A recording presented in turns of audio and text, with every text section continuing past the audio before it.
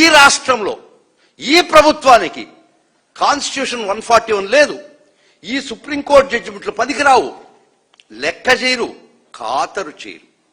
36 కేసులు మీరు రిజిస్టర్ చేశారంటే అది ఈరోజు మా ప్రతి ఒక్క మిత్రుడు లీగల్ టీంలో ప్రతి ఒక్క advocate who belongs to YSRCP legal team ఒక సైనికుడుగా సుదర్శన్ రెడ్డి గారి ఆధ్వర్యంలో పనిచేశారు. ఈరోజు ఒక బ్రహ్మాండమైనట్టు చెప్పపెట్టు ఈ ప్రభుత్వానికి తెచ్చినటువంటి ఘనత YSR Congress party legal team దక్కద్దని పదే పదే చెప్తున్నా.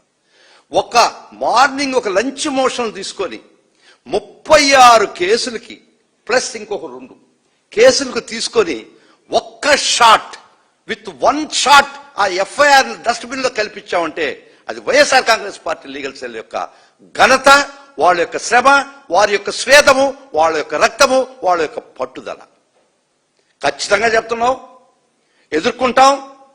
ఈ అరాచకాలు, ఈ స్టేట్ స్పాన్సర్డ్ టెర్రరిజాన్ని ఖచ్చితంగా అడ్డుకట్టేస్తాం. ప్రతి వైఎస్ఆర్ కాంగ్రెస్ పార్టీకి సంబంధించినటువంటి అడ్వకేట్ ఎవరైనా సరే కడ రక్తం పూట దాకా పోరాడతాడు. ఇక్కడ విరామం లేదు. 2 సంవత్సరాలు గడిచిపోయింది, ఇంకా కళ్ళు మూసుకుంటే ఇంక 2 సంవత్సరాలు ఉంటుంది. ఆఖరి సంవత్సరంలో మీ మాట కూడా ఎవరు వినరు. ఇంత అవసరమా? ఒక వ్యక్తి మీద ఆ అఫెన్స్ జరిగితే 76 క్రైమ్స్ రిజిస్టర్ చేశారు, ఓకే. ఆ అఫెన్స్ లో ఇల్లు తగలబెడితే, కార్లు తగలబెడితే, ఇల్లు ధ్వంసం చేస్తే, రాంబాబు గారిని హత్యా ప్రయత్నం చేస్తే ఏం సెక్షన్లు పెట్టాలా? ఆర్సన్ పెట్టాలన్నా పడలేదా? 307 పెట్టాలన్నా పడలేదా? పెట్టారా మీరు సెక్షన్లు? ఒక బెయిలబుల్ అఫెన్స్ పెట్టి నామకే వాస్తాడు, స్టేషన్ తీసుకొచ్చి స్టేషన్ బెయిల్ పంపిస్తారా? ఖచ్చితంగా చెప్తాం. చట్టం అనేది సిఆర్పిసి 210 కింద మీరే కాదు ఇన్వెస్టిగేట్ చేసే హక్కు ఉండేది, మాకు కూడా ప్రైవేట్ కంప్లైంట్ చేసుకునే హక్కు ఉంటుంది.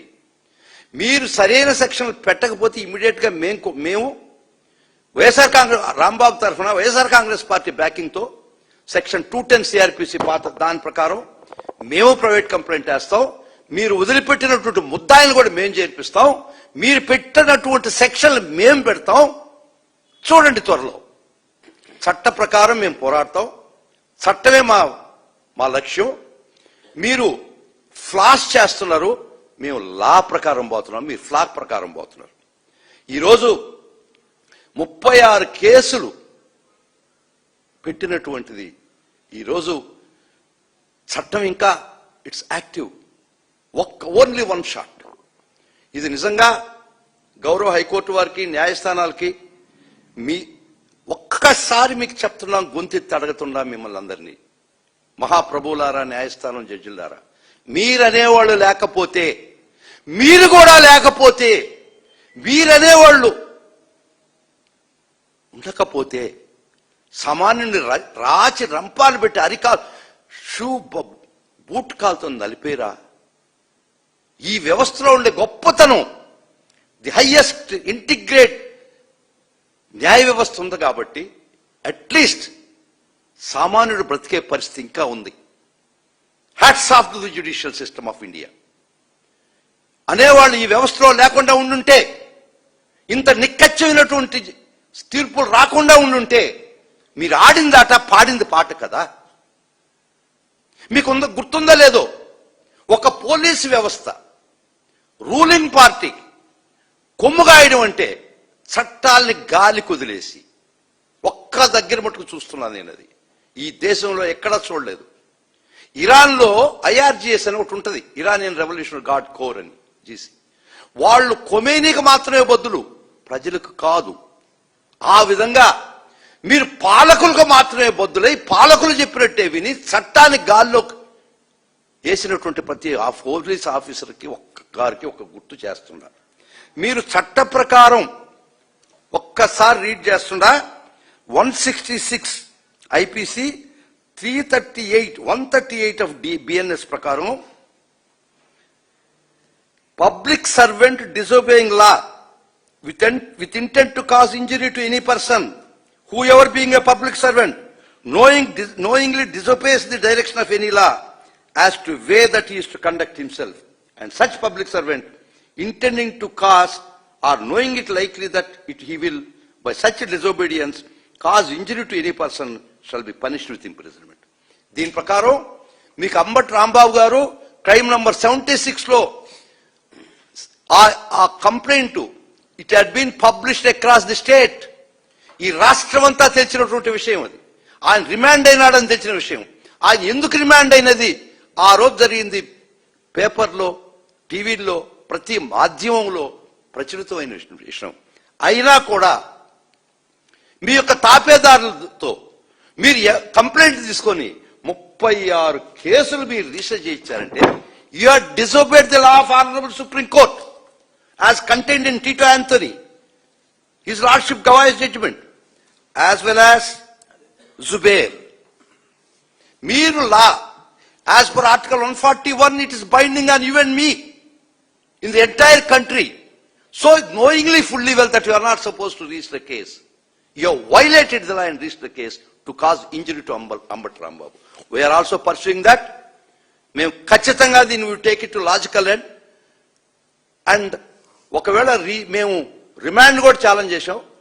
ఆ రిమాండ్ ఛాలెంజ్ చేసేటప్పుడు కూడా కొన్ని తప్పిదాలు దొరికాయి కాబట్టి రిమాండ్ అప్పుడు దాన్ని కూడా మేము we're taking to logical end. ఎవరైనా మేము it is under our examination. ఆ కోర్టు తీర్పు సరిగా లేదు చట్ట ప్రకారం అనుకుంటే వారి మీద కూడా కంటెంప్ట్ చేయడానికి సిద్ధంగా ఉన్నాం. ఎందుకంటే now or never, once for all, it's enough, it's enough, it's enough, it is enough for ever. We not allow the law to be plundered by you people. చట్టాన్ని మీ ఇష్టం వచ్చినట్టు, ఇష్టం వచ్చిన రీతిలో, ఇష్టం వచ్చిన వ్యక్తిని మీరు పర్సిక్యూట్ చేస్తుంటే ఇది persecution to the peak, persecution to the peak. That is the state of affairs in Andhra Pradesh. కాబట్టి ఖచ్చితంగా విల్ టేక్ సీరియస్ యాక్షన్.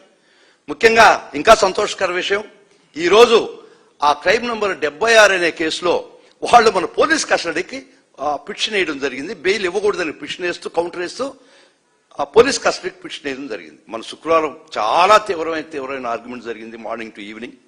ఈ రోజు గౌరవ మ్యాజిస్ట్రేట్ వారు వేసినటువంటి పోలీస్ కస్టడీ తిరస్కరిస్తూ అంబటి రాంబాబు గారికి ఆ ఒరిజినల్ ఫస్ట్ కేసులో బెయిల్ మంజూరు చేసిందని చెప్పడానికి చాలా సంతోషపడుతున్నాను. This is a news. ఇది ఈ రాష్ట్ర ప్రజలకు ఒక భరోసా, ఒక అండ. ఎందుకంటే ఈ ప్రభుత్వం ఎవరిని హింసించాలనుకున్నా, ఎవరిని కాలరాయాలనుకున్నా, ఏ వ్యవస్థ మీకు అడ్డు రాదు అనే ఫీలింగ్ నుంచి తప్పించడానికి మేము చేసినటువంటి ప్రయత్నం. చాలా చాలా సంతోషం. ఈరోజు అంబటి రాంబాబు గారికి ఆ కేసులో, ఒరిజినల్ కేసులో, ఫస్ట్ కేసులో, క్రైమ్ నంబర్ 76 నల్లపాడు పిఎస్లో వారికి బెయిల్ రావడం జరిగింది. వారు వేసినటువంటి పోలీస్ కస్టడీ పిటిషన్ తిరస్కరించడం జరిగింది. మరలా చెప్తుండా, ఇప్పుడు ప్రజల ముందు ఛాయిస్ ఒకటే, jungle Raja, Jagan Raja. Please subscribe .news.